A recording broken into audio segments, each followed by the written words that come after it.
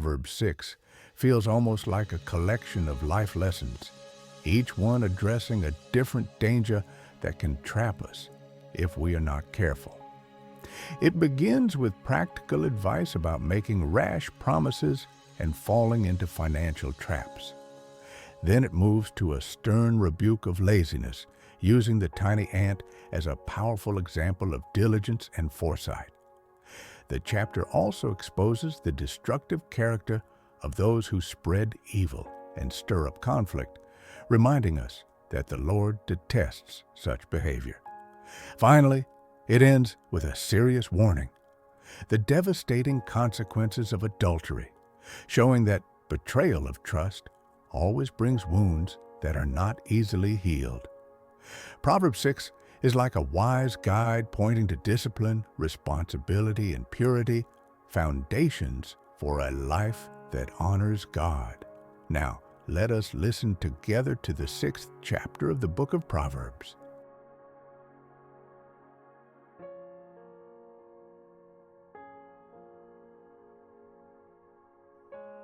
Proverbs 6.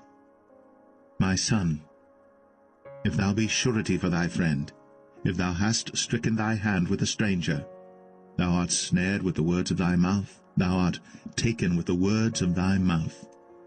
Do this now, my son, and deliver thyself when thou art come into the hand of thy friend. Go, humble thyself, and make sure thy friend. Give not sleep to thine eyes, nor slumber to thine eyelids. Deliver thyself as a roe from the hand of the hunter, and as a bird from the hand of the fowler. Go to the ant, thou sluggard, consider her ways, and be wise, which having no guide, overseer, or ruler, provideth her meat in the summer, and gathereth her food in the harvest. How long wilt thou sleep, O sluggard? When wilt thou arise out of thy sleep?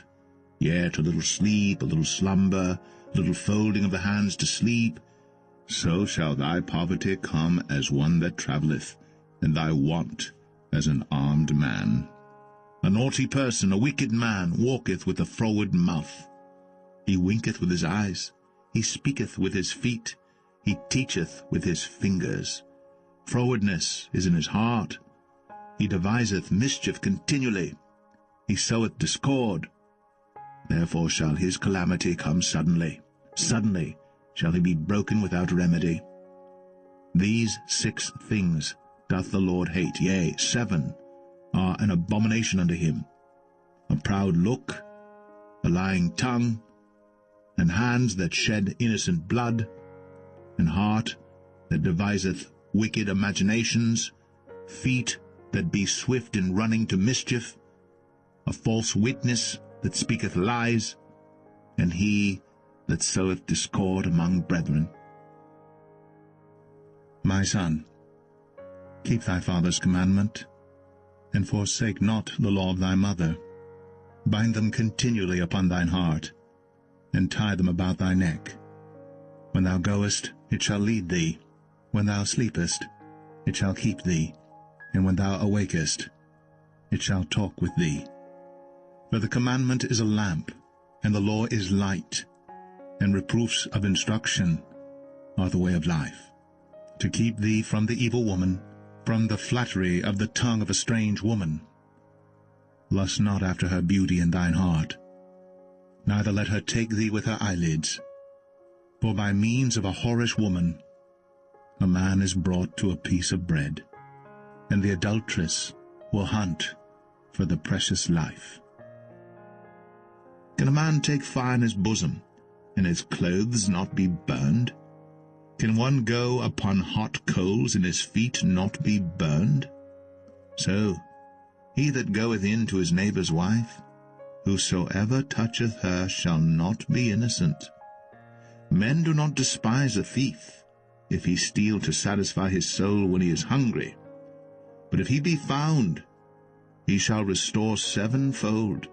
He shall give all the substance of his house. But whoso committeth adultery with a woman lacketh understanding. He that doeth it destroyeth his own soul. A wound and dishonour shall he get, and his reproach shall not be wiped away. For jealousy is the rage of a man. Therefore he will not spare in the day of vengeance. He will not regard any ransom, neither will he rest content, though thou givest many gifts.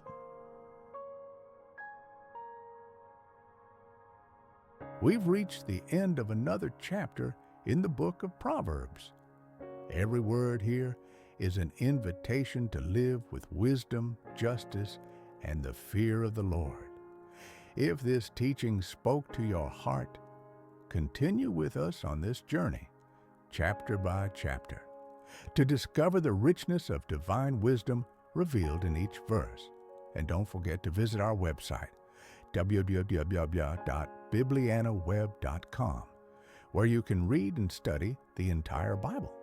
May the peace and wisdom of the Lord guide your life. See you in the next chapter of Proverbs.